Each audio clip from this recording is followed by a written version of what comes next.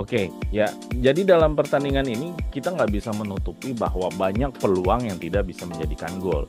Artinya Juventus tidak klinis ya. Dari beberapa peluang itu 14, beberapa peluang itu yang langsung bisa ke dalam kotak penalti itu luar biasa banyak. Kan Jadi ini Yildiz dengan skill individunya itu kemarin bagus banget ya. Apalagi sejak dari Liga Champions ternyata berlanjut lagi di Serie A. Padahal biasanya dia masih inkonsisten tuh. Biasanya satu bagus terus satu agak turun. Nah ini di dua pertandingan ini Yildiz grafiknya lagi naik bahkan sampai man of the match ya.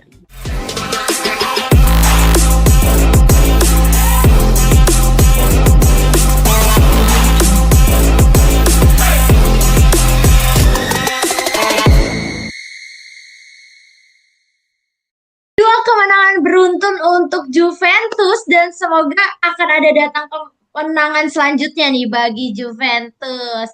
Tentu saja bersama aku Amel, teman-teman Juventus ini dan pastinya nih aku gak sendirian karena aku sudah bersama dua narasumber kita yaitu Mas Jeki dan juga Mas Kae. Boleh deh Mas Jeki perkenalkan diri, sapa-sapa dulu teman-teman Juventus ini kita. Dan gimana nih Mas Jeki perasaannya Juventus menang nih? Mas Jeki senang gak nih atau malah sedih malah? ya seneng, masa nggak seneng Juventus menang karena kan seringnya dihujat. Dihujat kalah. Akhirnya hari ini menang. Ya seneng dong. Dan gue Jeki dari Jakarta Timur yang akan berbicara sama Amel dan satu lagi silakan perkenalkan diri dah. Ya, halo, nama saya Kainan Yildiz. Yoi. Juventini, Wih. Juventini dari Kapadosia, Turki Mantap. kan, Turki kan. Yoi. Siap membahas kemenangan Juventus hari ini. Oke, mantap sekali nih Mas Jeki dan Mas Kai. Kita siap banget ya untuk membahas kemenangan Juventus karena kita akan bahas tentang review Juventus versus Cagliari ya. Nah, Cagliari. buat teman-teman Kalian nih sebelum kita mulai gitu ya pembahasan seru kita. Kalau buat teman-teman yang mungkin nih mau juga nih menjadi salah satu narasumber kita ya kebetulan seperti Mas Kay itu karena dia member nih. Nah, caranya kalian bergabung nih dengan membership di Suara Juventini. Kalian bakalan bisa menjadi salah satu narasumber seperti Mas Kay dan juga bakalan tergabung dalam grup WhatsApp kita yang pastinya selalu update berita terkini tentang Juventus. Nah, buat teman-teman mungkin yang belum mau nih untuk menjadi membership tapi mau sponsor support gitu ya. Kita dengan cara lain, sekarang kita juga sudah ada Chris ya Mas ya, nanti langsung ditampilin gitu ya, biar hostnya, biar narasumbernya, Mas Jeki, Mas K, makin semangat nih buat bahas Juventus. Yoi. Dan mungkin kita Yuk. bakalan jadi lebih PR. sering gitu ya untuk offline bahasnya. Oke, kalau gitu teman-teman kita langsung aja nih Mas, kayaknya udah pada nggak sabar nih, kita langsung masuk aja nih ke materi kita ya.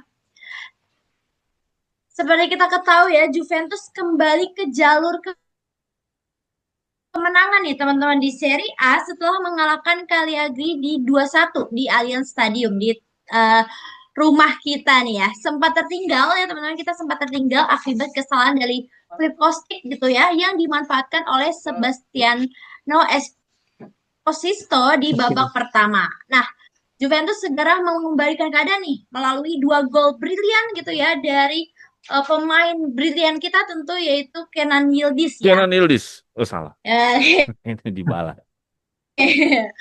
Brace Yildiz gitu ya tercipta dalam selang waktu singkat nih menjelang jeda babak pertama ya yang tentu membuktikan nih mengapa ia dianggap sebagai salah satu talenta muda paling menjanjikan gitu ya dengan performa dominan secara statis gitu ya di mana XG 14 ya tembakan berbanding dengan XG dari 5 tembakan nih dari Cagliari. Juventus mempertahankan rekor tak terkalahkan gitu ya Luciano Spalletti dan naik nih ke peringkat ketujuh nih. Kita ada di peringkat ketujuh yang hanya selisih 1 poin aja nih dari 4 besar. Nah, pertanyaannya Mas, Juventus kan sempat tertinggal nih ya akibat kesalahan dari Philip Kostic yang berujung gol dari Cagliari. Nah, namun mereka mampu bereaksi cepat gitu dan membalikan skor hanya dalam beberapa menit nih. Bagaimana nih para narasumber melihat respon cepat Juventus ya?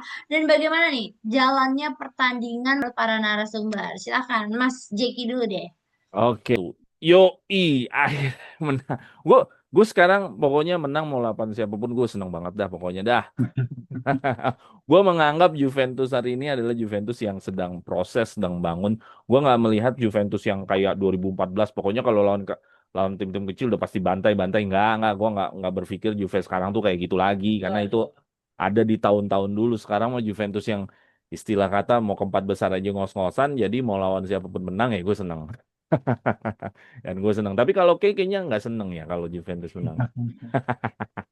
Seneng nggak Aduh. lo Kay? Sebenarnya agak kurang sih karena cuma 2-1 gitu. Yoi. Oke.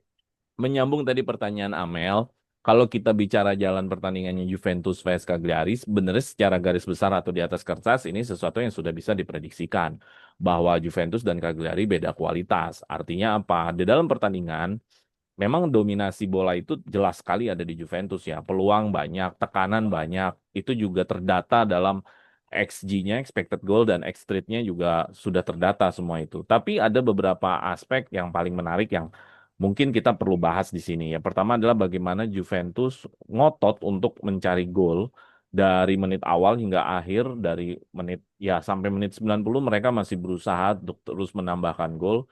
Artinya kerja keras mereka, determinasinya gua harus mengapresiasi ya, walaupun skor tidak bertambah.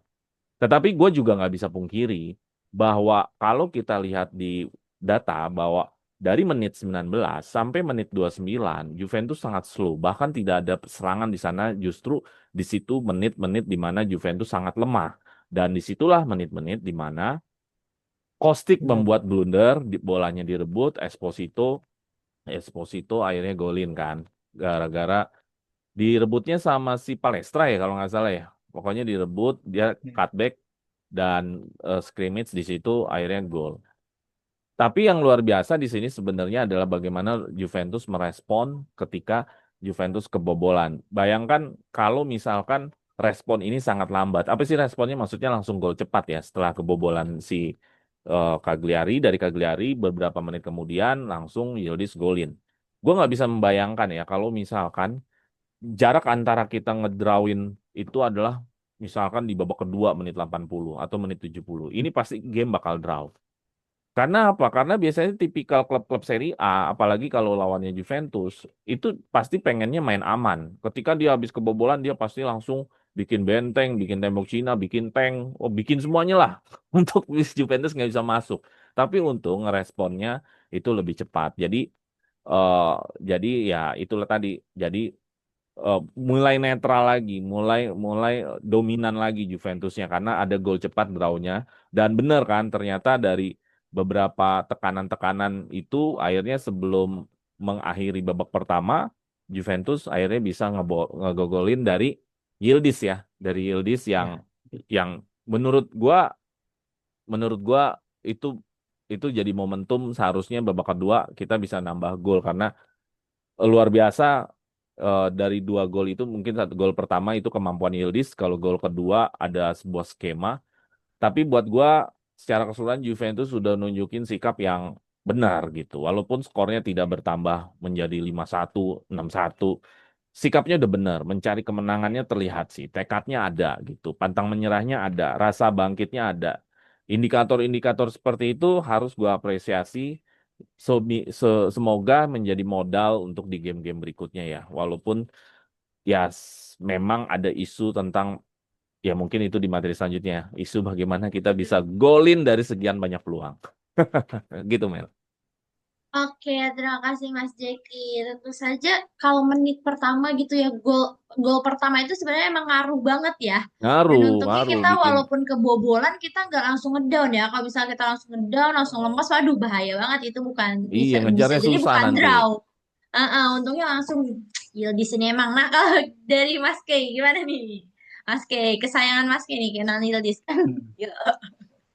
jadi kalau kemarin sempat deg-degan juga itu begitu kebobolan. Aduh, hawa-hawanya udah ini sih. Apalagi Cagliari itu susah banget menang ya. Tim yang susah banget menang, misalnya kalau ketemu juga entah kenapa beruntung atau apa tiba-tiba bisa menang. Makanya was-was juga tuh. Untungnya Yildiz langsung memberi gebrakan lah. Harusnya striker-striker juga itu kayak Yildiz gitu. Begitu ada satu peluang kecil, di shoot gol gitu. Harusnya gitu. Nah, ini sebenarnya Yildiz mencontohkan kepada striker-striker Juve biar kayak gitu. Dan untungnya di babak kedua juga akhirnya ada umpan dari Kalulu ke Yildiz dan gol ya. Akhirnya 2-1. Kalau secara keseluruhan sebenarnya udah bagus ya. Seperti yang tadi dikatakan sama Mas Jeki, fighting spirit, usaha-usaha untuk mencetak gol. Tapi ya kalau bagiku masih kurang ya sebenarnya. Ya bukan apa-apa ya. Walaupun Serie A emang terkenal dengan bertahannya yang sangat ultra defensif, tapi harapannya sih setelah ini Juve bisa lah, jangan cuma 2-1 loh. Soalnya trauma juga kalau menangnya cuma 2-1, tiba-tiba injury time kebobolan kan sayang juga hilang poin gitu. Jadi kedepannya sih semoga bisa strikernya bisa lebih memanfaatkan peluang. Di tengahnya selain Yildiz juga harus ada pemain lain yang kreatif gitu. Kalau lu juga aku acungi jempol sih dia sempat maju umpan gitu. Ya mungkin Cup Miners nanti akan bisa belajar dari Kalulu biar bisa lebih efektif lah. Oke, terima kasih Mas Kai. Ya, jadi kalau misalnya kita lihat ya, si Kenan Yildiz ini kan menunjukkan sejatinya striker tuh memang harus mencetak peluang dengan gol ya. Semoga aja striker-striker Juventus gitu semakin berani mungkin ya mencoba untuk peluang gol dan juga semakin bisa nih untuk memperbanyak eh, poin kita nanti ya. Oke, kalau misalnya tadi kita sebut ya kemenangan 2-1 Juventus ini atas Gliari di Allianz Stadium ini kan menegaskan dominasi taktis si Nyonya tua nih, terutama dalam fase ofensif ya. Dimana Juventus kan mencatatkan XG dan X rate yang jauh lebih tinggi gitu ya, menunjukkan superioritas nih dalam menciptakan peluang dan juga ancaman. Nah, dominasi ini juga tercermin ya dalam penguasaan bola, di mana kita nih juga 57% versus 43% ya, dan field tilt yang juga signifikan nih di 70,3% versus 29,7% ya. Yang sangat jauh ya perbedaannya, menegaskan bahwa Juventus ini lebih banyak menghabiskan waktu di area ofensif lawan nih ya. Sementara kalau dari segi defensif gitu, Juventus kan juga menunjukkan inisiatif nih dengan defensive action rate yang lebih tinggi dari PPDA lebih rendah ya. Nah, kalau kita lihat nih, mengapa nih Juventus tampak kesulitan nih mengubah dominasi peluang ini menjadi kemenangan dengan margin gol yang lebih besar. Karena kalau kita lihat dari data kan Juventus nih padahal banyak ya lebih unggulnya gitu ya.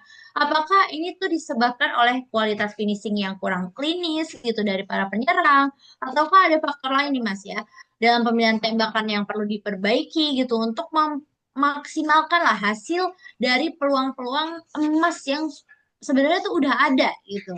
Gimana nih pendapatnya Mas Jeki? Silakan Mas. Oke, ya. Jadi dalam pertandingan ini kita nggak bisa menutupi bahwa banyak peluang yang tidak bisa menjadikan gol. Artinya Juventus tidak klinis ya. Dari beberapa peluang itu 14, beberapa peluang itu yang langsung bisa ke dalam kotak penalti itu luar biasa banyak. Jadi ini adalah poin yang sangat fundamental buat kita bahwa finishing jadi PR yang sangat besar nih. Ya, coba kalau seandainya finishing tadi itu bisa kita konversi jadi gol, mungkin skor 2-1 bukan hasil akhir, tapi bisa jadi skornya itu bisa jadi 5-1, 4-1. Nah, jadi bagaimana sekarang Juventus itu mengeluarkan kemampuannya untuk bisa finishing gitu loh. Karena peluangnya sudah bisa diciptakan gitu. Dilihat dari expected goal-nya tadi yang dikatakan sama Amel ya sangat tinggi. Terus juga bagaimana Juventus sudah menekan yang dinamakan itu adalah field tilt ya, ada di ruang area lawan. Terus PPDA-nya juga rendah, artinya tekanannya cukup tinggi sehingga bola dari pemain lawan itu hanya sedikit mereka oper-operan di areanya mereka karena sudah kerebut sama Juventus. Jadi bagaimanakah untuk meningkatkan finishing tadi? Gue punya satu satu apa harapan bahwa Juventus cobalah belajar bagaimana mendrill di latihannya adalah skema-skema cutback. Kenapa skema-skema cutback ini perlu dan dilatih secara intensif? Karena bisa jadi ini adalah masalah finishing yang bisa digunakan paling efektif. Kenapa? Kita punya seorang Chico. Chico tuh luar biasa masuknya dari kanan. Nah, jadi Yildiz sama Chico itu punya kemampuan masuk ke area kotak penalti dari sisi lebaran. Dia masuk ke area kotak penalti itu banyak melakukan passing-passing cutback. Cuman bagaimana cara meresponnya pemain Juventus? gagal total. Cutback dari mereka, cutback itu maksudnya mereka nusuk dari sisi kanan masuk kotak penalti, bola mengarah ke tengah, yaitu diagonal ya, bukan lurus, bukan kayak crossing, tapi diagonal ke belakang. Itu parah, banyak banyak yang nggak jadi, yang nggak bisa ditendang lah, yang keblok lah segala macem. Gua rasa latihan skema cutback ini menjadi serius kalau gua kasih masukan ya. Lagi pula skema cutback ini kan bisa dipakai sama Cambiaso yang cutback, bisa dipakai sama ya sekarang Kalulu juga ikut overlap. Jadi menurut gua skema cutback di sini jadi sangat perlu. Karena skema cutback adalah bagaimana bola itu sudah masuk area kotak penalti, pemain Juventus tinggal menyambut cutback itu di area dalam kotak penalti. Karena menurut gua, peluang untuk menciptakan gol paling besar tetap di dalam area kotak penalti. Karena nggak semua orang bisa ngesut di luar kotak penalti. Hanyalah pemain tertentu yang shoot-shootnya bagus. Ya kalau misalkan lu suruh Kelly ngesut dari luar kotak penalti, apa sih jadinya? Nggak bisa. Kalau Jadi beruntung kalau enggak. kita berharap shoot-shoot dari luar kotak penalti, Locatelli aja udah berapa kali melakukan shoot dari luar kotak penalti. Emang nggak, emang susah. Shoot dari luar kotak penalti susah. Itulah mengapa gue berharap skema cutback Juventus dilatih dengan sangat intens. Itu yang bikin nanti finishing ini bisa di drill. Karena kalau cuma latihan shoot-shoot, mereka dari kecil udah latihan shoot. Mereka harus latihan skema. Skema cutback ini yang menjadi menurut gua harus bisa eh, direalisasikan, maksudnya di, dibikin dibikin intens lah. Maksudnya oh kalau cutbacknya gini gimana skemanya, atau dibikin kayak ada decoy-nya, ada penyamarannya, misalkan ternyata bukan striker yang dikasih, ternyata lini kedua yang datang dari luar, misalkan McKennie, misalkan Locatelli atau Thuram. Jadi bisa banyak skema. Jadi menurut gua masalah finishing ini nggak bisa ditutupin, betul PR-nya di tadi malam juga Juventus Cagliari, sebelum-sebelumnya juga masalah finishing ini. Dan solusi dari gua atau harapan dari gua adalah bagaimana Juventus melatih skema-skema ini. Salah satu skema yang gua harapkan adalah skema cutback, karena parah banget. Ciko banyak masuk ke dalam kotak penalti pas cutback, nggak ada yang bisa nendang. Entah ke blok lah, entah apalah. Jadi ya sudah. Jadi finishing ini nggak kelar-kelar kalau mereka cuma latihan individu sendiri. Mereka harus latihan skema. Itu aja sih menurut gua. Oke, terima kasih Mas Jeki. Iya ya, tadi kalau misalnya peluang memang tercipta, tapi finishing kita yang kurang ya. Kalau dari Mas Jeki, mungkin kita harus membuat skema-skema, salah satunya cutback ya. Nah, ini mungkin ada skema-skema lain yang memang harus dipikirkan pelatih kita tentunya. Nah, kalau dari Mas Kay, gimana nih Mas Kay? Silakan Mas. Oh, oke. Kalau dari aku sebenarnya tadi udah banyak dibahas ya sama Mas Eki. Finishing yang kurang. Eh, itu bisa terlihat dari data ya. Soalnya dari data babak pertama peluang golnya itu kurang dari satu, tapi ternyata jadi dua gol. Itu golnya Yildiz dan satu lagi pas mau injury time ya, pas mau selesai babak pertama. Nah, di babak kedua peluang golnya itu naik, tapi penyelesaiannya nggak ada sama sekali gitu. Apalagi Vlahovic kan ditarik keluar ya karena cedera paha kalau nggak salah tuh di menit 33. Nah, penggantinya nggak bisa melakukan perannya Vlahovic gitu loh. Ya, walaupun Vlahovic memang kadang angin-anginan juga, tapi ya dia masih bisa bikin gol gitu kan. Padahal pas Liga Champion itu Jonathan David sama Openda itu udah membuka keran gol ya. Jadi harapannya sih harusnya bisa terus berlanjut, tapi kenapa kemarin masih macet lagi gitu. Apalagi seperti yang tadi dibilang tinggal nge-shoot gitu kayak masih ada keraguan atau apa, nggak pede gitu. Jadi belum bisa menghasilkan gol. Itu emang harus dilatih sih sepertinya emang seperti yang Mas Diki bilang. Mungkin kalau enggak misalnya memanfaatkan atribut pemain ya, Openda itu kan dia suka berlari ya. Bahkan dia termasuk yang paling kencang larinya di data Liga Champions kalau nggak salah. Nomor 2 kalau nggak salah. Jadi kalau misalnya mau memanfaatkan itu berarti long pass dari belakang kasih ke ruang yang kosong biar dikejar sama si Openda gitu. Siapa Mungkin yang dari mau ngasih long pass-nya? nah itu ada Cook Miner sekarang di back kiri. Nah, tapi ya mungkin Cook Miner juga masih main aman ya. Dia ya walaupun sesekali mengirimkan long pass tapi ya long pass yang aman gitu. Jadi mungkin perlu dicoba-coba gitu memberikan bola ke ruang kosong gitu. Ada Locatelli juga mungkin dia Locatelli kan sering juga kan ngasih umpan gitu. Mungkin dia ya latihan dengan lebih baik lagi walaupun sering dihujat sama pemain-pemain suara Juventus ini. Tapi dia yang terbaik lah buat saat ini dan siapa lagi yang mau main kalau bukan itu. Oh, terus ada satu lagi ya, Miretti itu kan baru sembuh dari cedera dan dia baru dikasih kesempatan ya buat main, dan kemarin cuma sekitar 20 menit ya. Tapi itu dia cukup berperan dengan baik, soalnya ada 25 passing, dia suksesnya 24, jadi akurasinya bagus. Cuma yang satu nggak, apa ya, yang gagal itu yang long pass doang sih satu. Ya harapannya sih si Miretti ini benar-benar bisa dijadikan regista ya, seperti yang diinginkan sama Spalletti. Dan kemarin pas di Liga Champions kan udah mulai terlihat tuh sebenarnya. Dan harapannya ketika main di Serie A pun bisa lah nanti Yildiz mengobrak-abrik di kiri, Siko di kanan, nanti diatur temponya sama si Miretti gitu. Kalau dia udah sembuh dan fit 100%. Dan gitu aja. Ya, terima kasih Mas Ki. Berarti selain dari kita harus punya skema-skema ya untuk finishing goal gitu ya, untuk individunya juga harus dilatih nih ya, skillnya dia apa, kita latihan, misal latihan long shoot atau misalnya untuk menciptakan peluang di kotak penalti gitu ya Mas ya. Oke, kalau tadi kita bicara tentang faktor finishing gitu ya, terus tentang goal, kita sekarang ke ball progression nih ya, pass dan carry ya. Kalau kita lihat kemarin itu kan Locatelli, terus juga Kelly dan Cop Manners itu kan sudah menunjukkan nih sebagai pemain dengan progression via pass dan carry tertinggi nih untuk Juventus.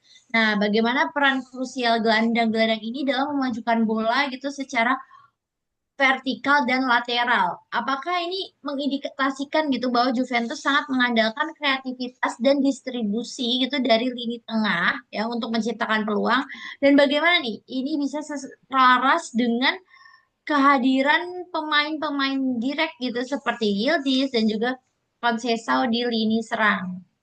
Boleh deh Mas Kei dulu, boleh silakan Mas Kei. Oke, dari yang tadi ditanyakan ya, Yildiz dengan skill individunya itu kemarin bagus banget ya. Apalagi sejak dari Liga Champions ternyata berlanjut lagi di Serie A. Padahal biasanya dia masih inkonsisten tuh. Biasanya satu bagus, terus satu agak turun. Nah ini di dua pertandingan ini Yildiz grafiknya lagi naik bahkan sampai man of the match ya hari ini. Jadi dia mencetak dua gol, satunya dengan skill individunya, satunya berasal dari skema oper-operan ya dari Kalulu yang sering maju ke depan. Itu Koopmeiners juga sama Kelly juga sering maju juga membantu serangan. Cuma kemarin yang lebih terlihat itu si Kalulu ya. Dia lebih efektif. Di gol yang pertama juga ada andil dari si Kalulu. Dia ke depan, umpan ke Turam. Turam tendangannya ke blok, terus bola lepas. Yildiz yang mencetak gol dari bola liar itu. Harapannya sih ya itu udah bagus ya. Tinggal ditingkatkan lagi sih. Oke, terima kasih Mas Ki. Kalau dari Mas Jeki nih gimana nih pendapatnya Mas? Oke, pertanyaannya tadi gimana Mel? Diulang lagi. Pertanyaannya itu tadi bagaimana peran krusial gelandang-gelandang ini dalam memajukan bola secara vertikal dan lateral nih? Apakah kita lihat bahwa Juventus itu sangat mengandalkan kreativitas dan distribusi dari lini tengah untuk menciptakan peluang, atau dan bagaimana juga tentang kehadiran-kehadiran pemain direct seperti Yildiz dan juga Conceição, Mas, Oke, berarti di di lini sini serang? ada dua poin. Yang pertama adalah bagaimana pemain-pemain tengah menjalankan passing-passing vertikal. Vertikal itu berarti bola ke depan, bukan bola Hmm. ke samping ya. Terus kedua, bagaimana peran dari pemain yang kreatif seperti Yildiz dan siapa Chico ya. Kalau buat gua bermain vertikalnya Juventus sendiri sebenarnya masih terbawa era Tudor. Apa? Direct speednya cukup tinggi, cukup cepat maksudnya.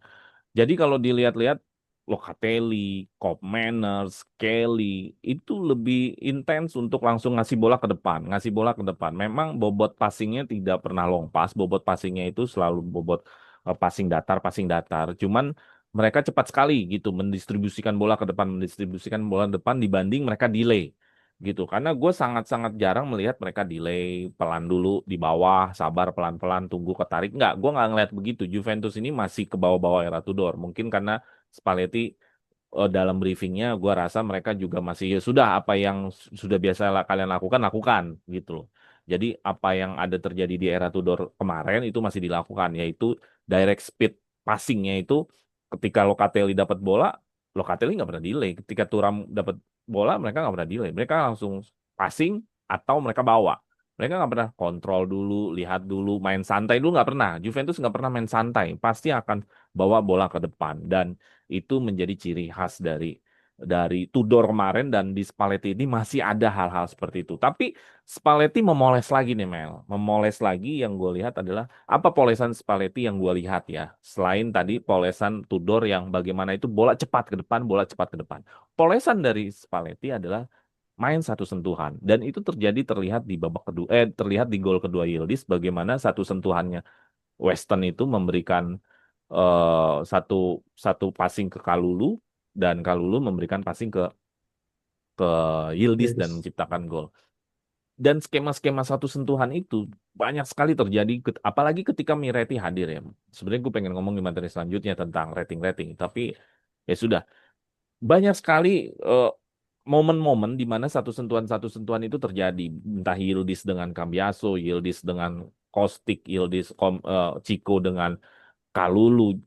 Mereka kalau Chico dengan Weston atau Vlahovic di awal-awal banyak sekali satu sentuhan. Gue rasa satu sentuhan ini akan menjadi signaturenya dari ciri khasnya dari Spalletti ke depan dan akan diseriusin nih. Karena kalau satu Mhm. sentuhan ini bisa diseriusin, bakal enak banget ditonton. Karena yang bikin Barca itu kenapa enak ditonton, Tiki Taka lah istilahnya, atau Spanyol enak ditonton, atau siapa lagi lah, atau Motanya waktu era Baloknya enak Awal. ditonton. Itu sebenarnya karena permainan satu sentuhan gerak, satu sentuhan gerak, satu sentuhan gerak. Nggak banyak delay gitu, satu sentuhan gerak, satu sentuhan gerak, satu sentuhan gerak. Nah, di pertandingan kemarin sudah ada, cuman memang belum belum belum terorganisasi sehingga kayak misalkan ada David nih, satu sentuhan nih ke Chico.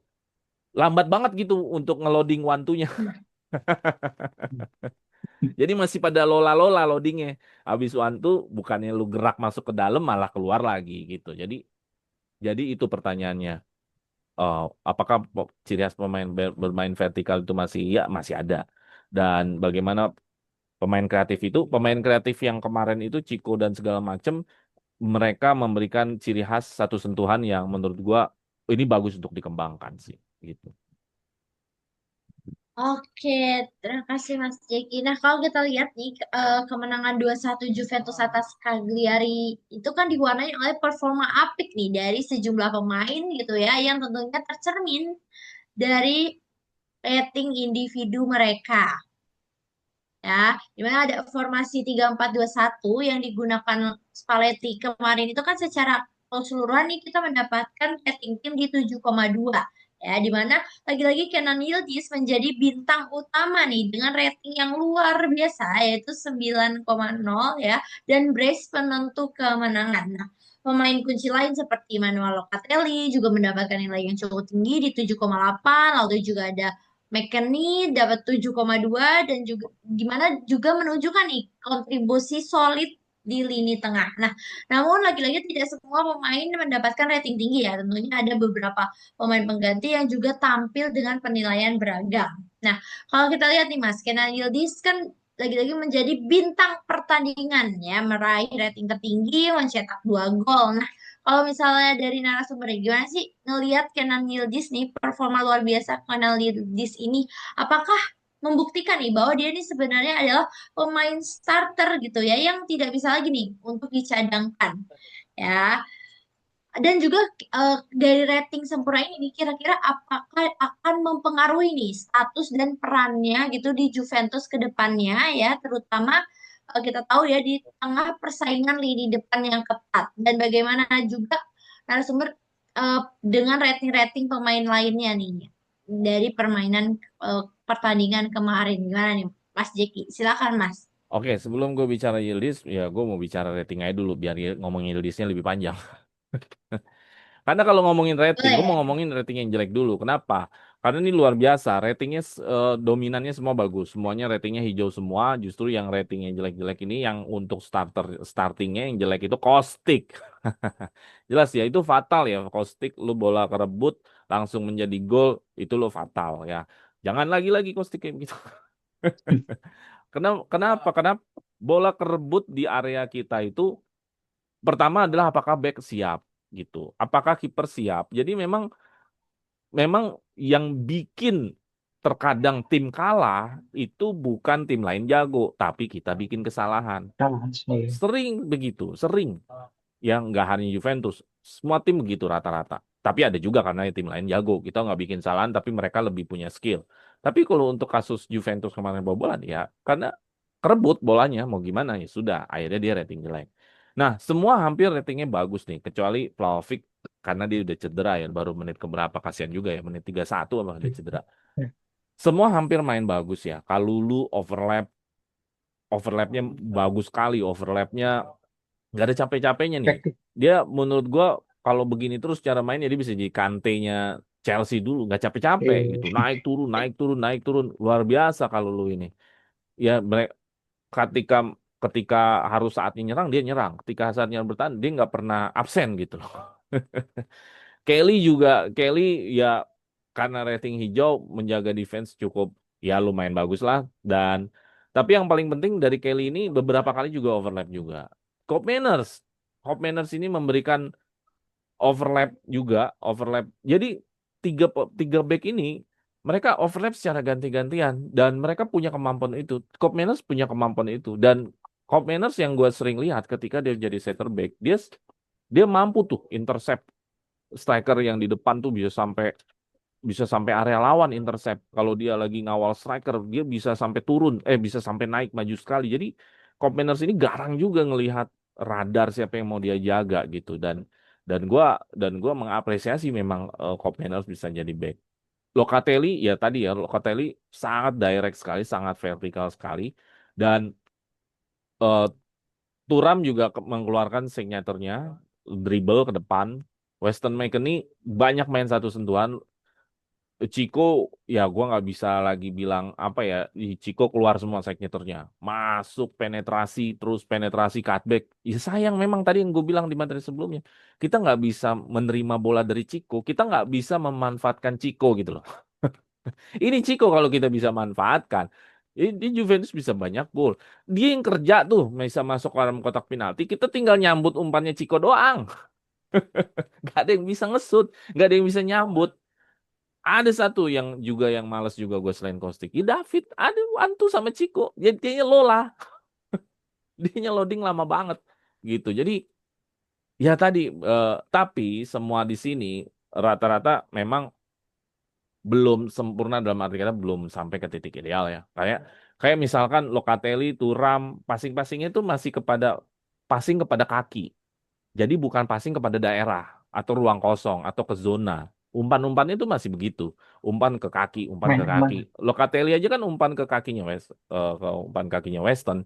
Jadi memang kalau tadi bilang kayak bilang kita punya Openda yang bisa dimanfaatkan larinya. Berarti kan kita butuh umpan daerah, umpan terobosan seperti itu. Ya siapa yang mau melakukan itu masalahnya? Siapa yang mau ngasih umpan seperti itu? Masalahnya kan gitu. Karena kebanyakan pemain Juve ini passingnya kaki ke kaki. Apakah salah? Enggak. Karena itu bagian dari kontrol permainan. Karena kalau kita passing umpan daerah, itu bagian dari kita menekan lawan. Gitu. Tapi kita nggak bisa menekan terus. Kenapa? Kita buang bola namanya. Tapi kita kebanyakan kontrol dibanding menekan. Gitu. Nah, untuk Yildiz, ya gue nggak bisa berkata-kata lagi. Dialah star boy-nya kita. Kalau nggak ada Yildiz, ya kita nggak menang. Memang itu udah statement yang sangat jelas dari pertandingan ini. Kenapa? Gue bilang nggak ada Yildiz kita nggak menang. Gol pertama itu bukan hasil skema yang gimana-gimana. Itu kan si Thuram mencoba untuk oh, penetrasi ke dalam. Bolanya mental, tapi responnya Yildiz cepat gitu loh, Cari bola. menyambut menyambut bola liar dan akhirnya di shoot. Nah kalau Yildiz nggak ada inisiatif kayak gitu, gimana coba? Ya kan gak gol.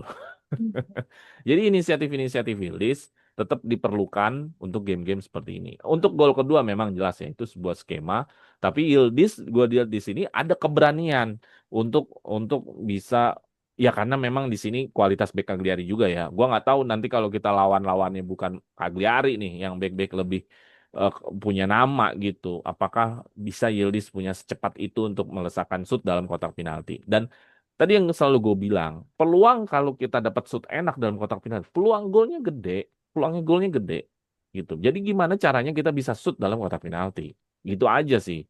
Jadi kalau untuk Yildiz, dia memang star boy kita dan eh, ya tadi ya gue berharap terus kayak begini apa konsistensinya terus begini dan ya bukan hanya sekedar jadi bintangnya Juventus tapi menjadi bintang sepak bola.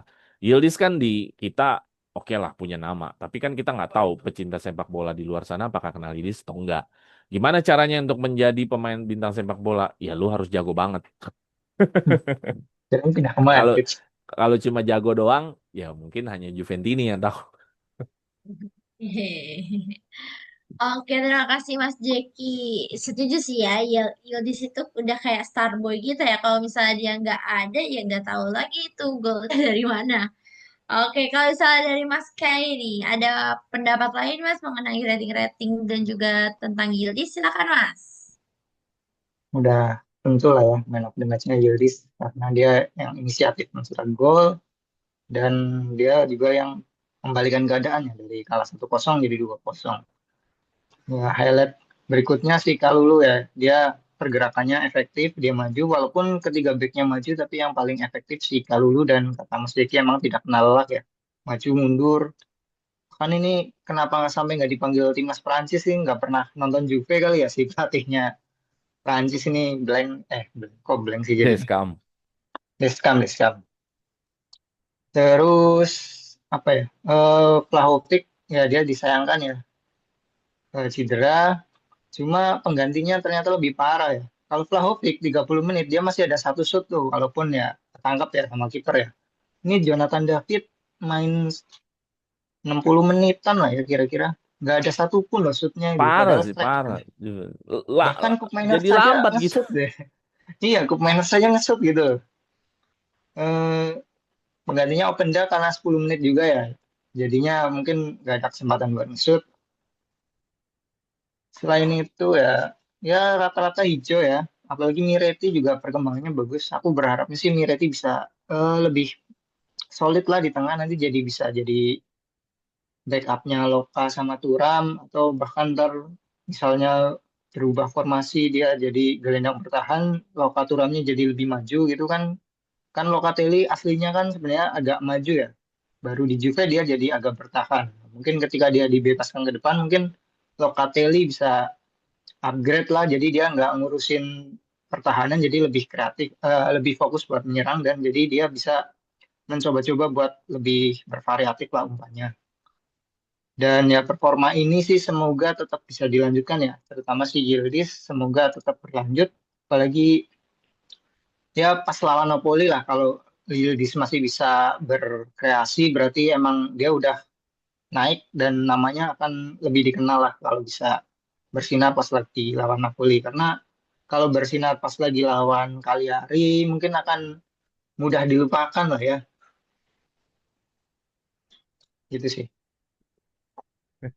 Oke, terima kasih Mas Kay. Tentunya kita berharap gitu ya performa yang pemain-pemain yang sudah bagus gitu ya tetap akan ijo-ijo terus dan juga yang mungkin belum pastinya harus berkembang terus, latihan terus dan semoga besok-besok tidak ada blunder-blunder lain yang bisa menjadikan peluang untuk terjadinya gol untuk lawan ya.